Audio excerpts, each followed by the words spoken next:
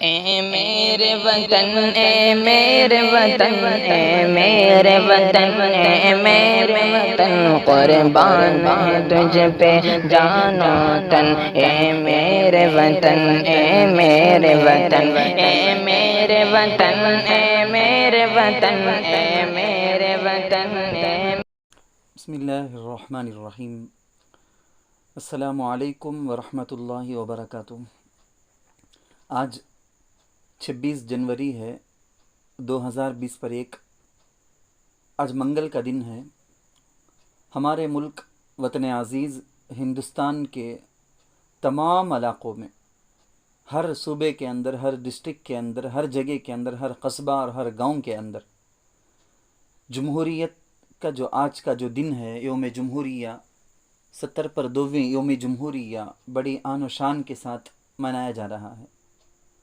آزاد ہندوستان کی تاریخ کے دو انتہائی اہمیت کے حامل تاریخی دن، ایک 15 اگست ہے اور دوسرا دن ہے 26 جنوری یعنی آج کا دن۔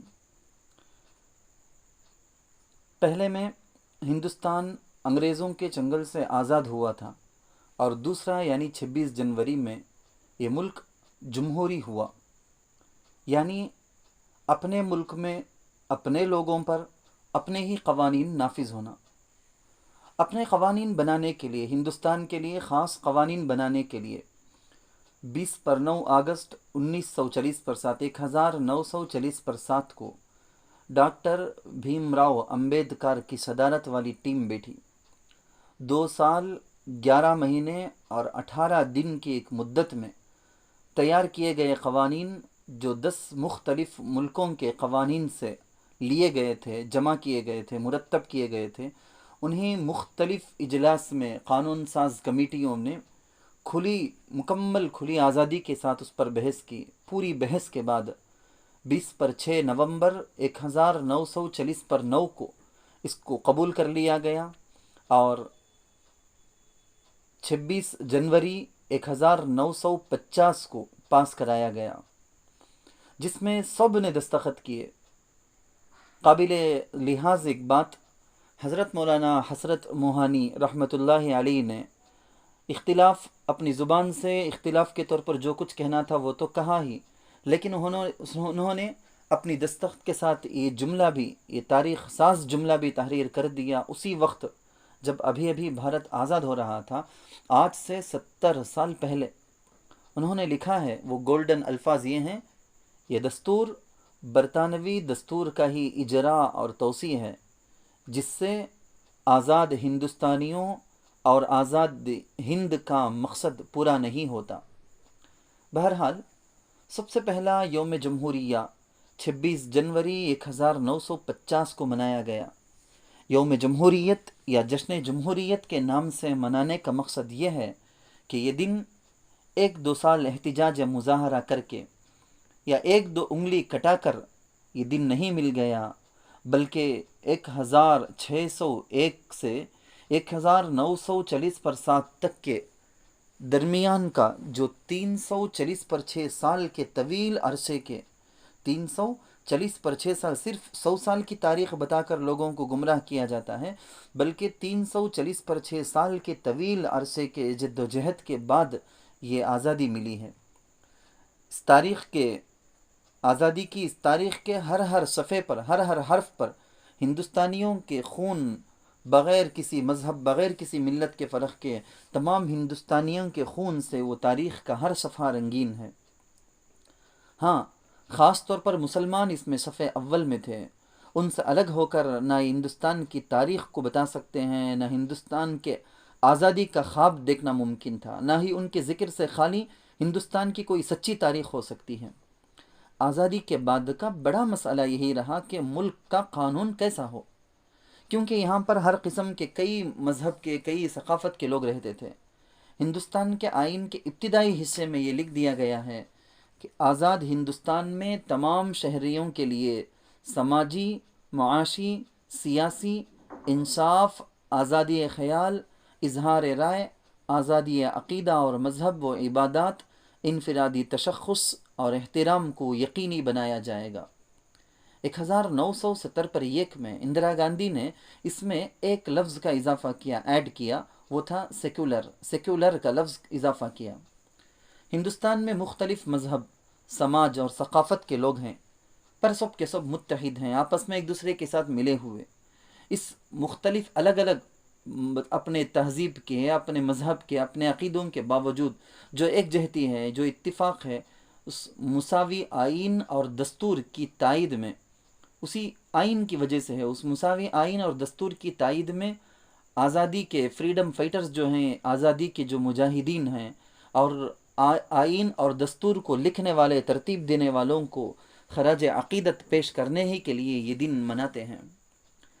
انہی اعلیٰ سوچ اور دماغ رکھنے والوں کے قوانین نے، ان کی ترتیب دیے گئے قوانین نے بھارت کو دنیا کے نقشے میں ممتاز مقام پر لا کھڑا کیا۔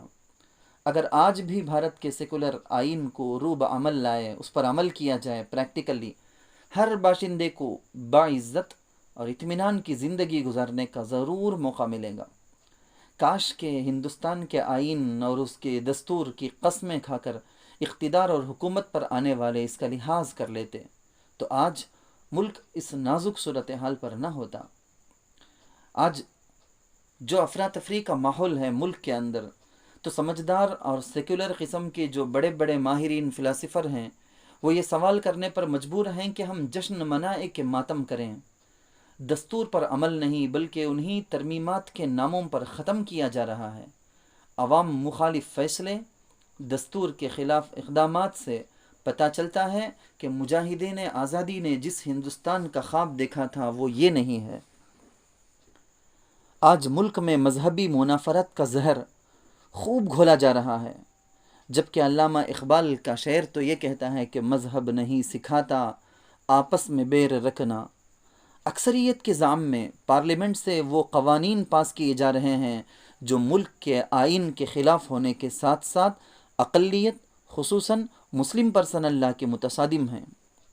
طلاق ثلاثہ، شہریت ترمیمی بل، کسانوں کے مفادات کے خلاف قانون بنانا جو خاص چند مالداروں کے فائدے کے لیے ہے، یہ سب ملک کی عزت اور وقار کو مجروح کرنے کے علاوہ عالمی سطح پر ورلڈ لیول میں ملک کی، ہمارے عزیز ترین ہندوستان کی ساکھ کو نقصان پہنچانا ہے۔ گزشتہ سال انہی دنوں میں 26 جنوری 2020 کو شہریت ترمیمی بل کے خلاف ہندوستان کے باشندے برسرے احتجاج تھے، مظاہرے میں تھے۔ تو اس سال 26 جنوری 2020 پر ایک کو ملک کے سارے کسان تقریباً 2 ماہ سے کڑاکے کی سردی میں دہلی کو گھیرے ہوئے ہیں اور اپنے جائز حق کا مطالبہ کر رہے ہیں۔ ہم گزشتہ 70 پر 1 سالوں سے یہ دن مناتے ہیں۔ اس کو مرکزی چھٹی کا دن یا فلمیں اور پروگرام دیکھنے کا دن یا تفریح، فیملی کے ساتھ کسی جگہ تفریح میں، دوستوں کے ساتھ تفریح میں نکلنے کا دن ہم سمجھتے ہیں۔ حالانکہ اس سے بڑی، ہمارے اس سے اوپر ہٹ کر سوچنے کی بہت ساری چیزیں ہیں، بہت سی ذمہ داریاں ہمارے کندھوں پر ہیں۔ اگر ہم اسی میں لگے رہیں گے جو آج تک ہم کرتے ہوئے آئے ان دنوں میں، اپنے دستور اور قوانین، ملک کے دستور اور قوانین کو بچانے، اس پر عمل کروانے کی فکر نہیں کریں گے، تو پھر نہ یہ ملک رہے گا، یہ دستور اگر نہ ہو تو نہ بھائی چارگی رہے گی، نہ مساوات، نہ آزادی، کچھ بھی نہیں۔ کسی بھی ملک کے سیکولرزم کی بقا کے لیے 4 چیزیں ضروری ہوتی ہیں۔ نمبر 1 انتخابات، ووٹنگ۔ نمبر 2 طرز حکمرانی، سٹائل، یہ حکومت کرنے کی طرز۔ نمبر 3 عدلیہ، کورٹ کا۔ Number 4 media. ان چاروں کی ناکامی اس میں جو صفر ہے آج، وہ تو واضح طور پر ہر شہری محسوس کرتا ہے۔ تفصیل کے لیے تو ان میں سے ہر ایک کے اندر بہت سی باتیں کہنے کو ہیں۔ ہمارے دستور میں کل 20 پر 2 ابواب، باب، 12 شیڈول، 390 پر 5 دفعات ہیں۔ کئی بار امینڈمنٹ کا عمل کیا گیا۔ دفعات کی ایک لا جو ہے، دفعہ ہے، اس کی تنسیخ، ترمیم، حذف و اضافے کی 2 شکلیں ہوتی ہیں۔ ایک ہوتا ہے قانون ساز اسمبلی اور پارلیمنٹ دونوں میں اکثریت کی منظوری کے بعد، صدر جمہوریہ کے دستخط کے بعد وہ قانون بن جاتے ہیں۔ اس کو بل پاس کرنا کہتے ہیں۔ دوسرا طریقہ ہوتا ہے ڈائریکٹ صدر جمہوریہ ہی دستخط کر کے کوئی قانون بنا دے، اور ایسا عام طور پر ایمرجنسی کے موقع پر کرتے ہیں۔ ایسا کرنے کو آرڈیننس لانا کہتے ہیں، اور جب دونوں اسمبلی کی توثیق ہو جائے تو یہ مستقل قانون ہی بن جاتا ہے۔ یقیناً بھارت دنیا کا سب سے بڑا جمہوری ملک ہے، مگر جمہوریت کا مطلب کیا ہے؟ اگر اس کا مطلب الیکشن ہے تو پھر اس ملک کے 125 کروڑ لوگ اس طاقت سے لیس ہیں، ان کو ہے یہ، مگر ہم دیکھتے ہیں کہ اس کا کیا فائدہ ہے، کیا نقصان ہے۔ اگر جمہوریت کا مطلب عدالتی نظام ہے تو وہ بھی اب ختم۔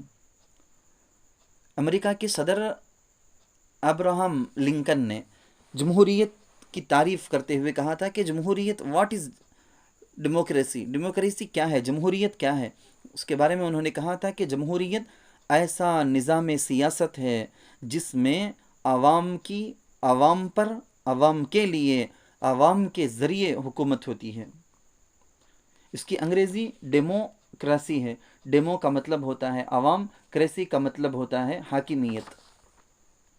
دستور میں دیے گئے حقوق مختصراً 4 حصوں میں ہیں۔ نمبر 1 آزادی، نمبر 2 برابری، نمبر 3 انصاف، نمبر 4 تحفظ۔ ان چاروں کو ہمارے ملک کا دستور اور آئین طے کرتا ہے، جبکہ ان کو چلانے اور کنٹرول کرنے والا وہ الیکشن سسٹم ہے۔ دستور کی حفاظت ہر ہندوستانی پر لازم ہے۔ دستور کے تحفظ کے ساتھ ہی تمام ہندوستانیوں کی آزادی، ان کے حقوق کا تحفظ اور ملک کی بقا وابستہ ہے۔ اصل میں جمہوریت جس کو کہتے ہیں وہ تو حضور علیہ السلام نے، حضرت صدیق اکبر رضی اللہ عنہ نے، حضرت عمر فاروق نے، حضرت عثمان نے، حضرت علی نے اور دیگر رضوان اللہ علیہ مجمعین اور دیگر مسلمان بادشاہوں نے بتایا ہے، اس کا نمونہ قائم کیا ہے۔ کسی ملک، کسی قوم کی ترقی اور تنزلی کا راز ہی قوانین کی پابندی کرنا یا قوانین سے اپنے آپ کو بالا تر سمجھ کر قوانین کی دھجیاں اڑانا ہی ہے۔ مسلمانوں کا جو مذہب ہے اس مذہب کا نام ہے اسلام۔ اس کو ماننے والے مسلمان جب 2 مسلمان آپس میں ملاقات کرتے ہیں تو وہ کہتے ہیں السلام علیکم۔ سلام کا لفظ ہی سلامتی سے ہے۔ اسلام لوگوں کو سکھاتا ہے کہ تم بھی امن سکون کے ساتھ رہو، دوسروں کو بھی امن اور سکون کی زندگی فراہم کرو، ہر چھوٹی سی چھوٹی چیز کے اندر دوسروں کو راحت پہنچاؤ۔ اسی میں تمہارے پروردگار کی رضامندی ہے، اسی میں تمہارے رسول صلی اللہ علیہ وسلم کی تعلیمات پر عمل کرنا ہوتا ہے، اسی کے پیچھے تم کو جنت ملنے والی ہے۔ مسلمانوں کو قانون کا احترام اور پابندی کا حکم دیا گیا۔ اس کی ایک واضح مثال آپ دیکھیں، مدینہ کے اندر، مکۃ المکرمہ، مدینہ منورہ زادہم اللہ شرفا و عظما، وہاں پر شراب کا دورہ تھا، بہت زیادہ شراب پیا کرتے تھے، لوگوں کو بڑی عادت تھی۔ لیکن آپ دیکھیں جب قانون آیا، اللہ کا حکم آیا، اللہ کا قانون آیا، تو وہ قانون پر اس قدر جمے، حکم آیا، قانون آ گیا تو اس پر ایسا عمل کر کے دکھائے کہ شراب کے سارے برتن توڑ دیے۔ شراب پینے سے روکا گیا لیکن شراب کے برتن بھی توڑ دیے، شراب کو ایسا بہا دیا گیا مدینے کی گلیوں میں کہ ندی کے پانی کی طرح بہنے لگی تھی۔ قانون پر عمل کرنے کی مثال یہ ہوتی ہے۔ مسلمان پہلے اپنے دینی قوانین کی، پھر اپنے ملک کے ان قوانین کی جو اسلام سے متصادم نہ ہو اس کی پاسداری کرتا ہے، بلکہ اس کا پابند کیا گیا ہے۔ مسلمان ہمیشہ اللہ سے محبت رکھتے ہوئے اس سے ڈرتا ہے کہ میں دنیا کے اندر اگر کوئی غلط کام کروں، قانون کے خلاف کروں تو قیامت میں اللہ کو جواب دینا ہے۔ مسلمان ہمیشہ ایثار کے ساتھ، سخاوت کے ساتھ، انسانوں کے اکرام کے ساتھ، انسانیت کی خدمت کے ساتھ کام لیتا ہے۔ مسلمان ہمیشہ یہ سوچتا ہے کہ میں نے اپنے ملک کی قوانین پر عمل کا وعدہ کر کے اگر اس کے باوجود خلاف ورزی کی، ٹریفک سگنل کو میں نے توڑا، قانون کے خلاف کیا، گاڑی کے اعتبار سے، جگہوں کے اعتبار سے، گھروں کے اعتبار سے، کسی میں بھی میرے ملک کے، اپنے ملک کے قانون کی خلاف ورزی اگر میں نے کی، جبکہ اس کو پورا کرنے کا میں نے وعدہ کیا تھا، اگر میں نے خلاف ورزی کی تو دنیا میں نہ صحیح، آخرت میں اللہ کے یہاں مجھے سزا ملے گی۔ دنیا میں اگر کسی جگہ امن اور سکون، چین و شانتی ہے تو اس کا مطلب اور راز یہ ہے کہ وہاں کے لوگ قانون کے پابند ہیں۔ اور اگر کسی جگہ بگاڑ ہے، بدامنی ہے، کسی کی جان، کسی کی عزت کی حفاظت نہیں، اس کی کوئی گارنٹی نہیں کہ کب کون کس کی جان لے لے، کب کون کس کے گھر پر حملہ کر دے، کب کون کس کی عبادت گاہ پر حملہ کر دے، تو اس کا مطلب یہ ہے کہ وہاں قانون شکنی ہو رہی ہے، وہاں قانون کی دھجیاں اڑائی جا رہی ہیں۔ انسانی جسم میں آپ دیکھ لو، انسانی جسم کا قانون اور نظام ہے کہ اس قانون کے خلاف اگر کچھ ہو جائے تو انسان کا جسم بیمار ہو جاتا ہے، انسان بیمار پڑ جاتا ہے۔ تو پھر ملک اور قوم کے بارے میں کیا کہنا، وہاں جب قانون کی خلاف ورزی ہوگی تو یہ ہونا لازم ہے۔ بات بہت لمبی ہو گئی۔ یوم جمہوریت میں ہم کو اسی کا حوصلہ اپنے دل کے اندر پیدا کرنا ہے کہ ان قوانین کو ہم جانیں، ہم اپنے بچوں کو اس کا پڑھنے کی عادت ڈالیں، ہم اپنے بچوں کو وکیل بنائیں گے، ہم اپنے بچوں کو ججز بنائیں گے، ہم اپنے بچوں کو لائر بنائیں گے۔ قانون کی حفاظت، اس قانون کے ذریعے سے غریبوں کی مجبور لوگوں کی ہم مدد کریں گے۔ یہی خیال، اسی جذبے کے ساتھ ہم اپنے بچوں کو آگے بڑھائیں گے، اس کے بارے میں کچھ باتیں اپنے گھر کے اندر اپنے بچوں سے کریں گے، تاکہ انہیں بھی معلوم ہو، وہ یہ نہ سمجھیں کہ انسانوں سے بالا تر کوئی چیز ہے آئین ہند، بلکہ آئین ہند اب تو ہر ایک کے فون میں بہت آسانی کے ساتھ PDF کی شکل میں مل جاتے ہیں۔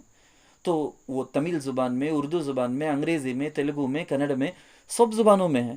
اس کو دیکھیں، پڑھنے کا طریقہ جانیں، اس کو پڑھنے کا بھی خاص طریقہ ڈھنگ ہوتا ہے، بہت آسان۔ آپ اس کو جانیں، سمجھیں، دیکھیں، اپنے بچوں کو بھی پڑھنے کے لیے کہیں، جانیں کم سے کم اتنا تو پہلے جانکاری آئے گی تو اس کے بارے میں احساس ہوگا۔ مسلمان بادشاہوں، اللہ حضرت عمر رضی اللہ عنہ ہی کو آپ لے لو، رسول اللہ صلی اللہ علیہ وسلم کے خلفاء میں سے حضرت عمر رضی اللہ عنہ نے اس جمہوریت کو، کہ کسی کے ساتھ کوئی تمیز نہیں، کوئی امتیازیت نہیں، سب کے ساتھ برابر کا قانون، برابر کا حکم۔ مصر میں حضرت عمر رضی اللہ عنہ نے حضرت عمرو بن العاص رضی اللہ عنہ کو گورنر بنا کر رکھا تھا۔ ان کے بیٹے نے، حضرت عمرو بن العاص رضی اللہ عنہ کے بیٹے نے مصر میں کسی غیر مسلم پر کسی معاملے کے اندر زیادتی کر دی، چنانچہ ایک مار اس حضرت عمرو بن العاص رضی اللہ عنہ کے بیٹے نے غیر مسلم کو مار دیا۔ وہ سیدھے حضرت عمر کے پاس پہنچ کر شکایت کر دی، گورنر کے خلاف، اپنے صوبے کے اس CM کے خلاف گویا۔ حضرت عمر رضی اللہ عنہ نے باپ بیٹے دونوں کو بلایا اور باپ کے سامنے بیٹے کو کھڑا کیا اور غیر مسلم کے ہاتھ میں کوڑا دے کر کہا کہ جیسا اس نے تجھے مارا تھا تو بھی اس کو مار۔ یہ جمہوریت کی مثال ہوتی ہے، یہ ہوتی ہے مساوات، یہ ہوتی ہے برابری، آزادی، انصاف، تحفظ۔ بیت المقدس کے راستے میں حضرت عمر رضی اللہ عنہ فوج کے ساتھ ہیں۔